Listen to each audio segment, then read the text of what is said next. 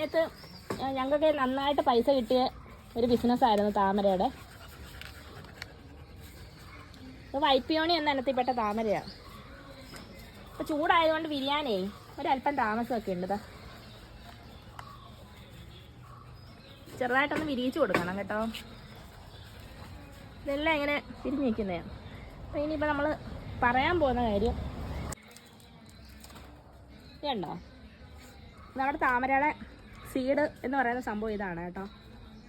ഇത് കറക്റ്റ് എല്ലാം ഒന്നും സീഡാവത്തില്ല, ഇതിനകത്ത് ചിലതൊക്കെ സീഡാവത്തുള്ളൂ. ഇത് നമ്മുടെ താമരയുടെ നടുവിൽ സരസ്വതി ഇരിക്കുന്ന സ്ഥലമാണ്, പീഠമായത് കേട്ടോ.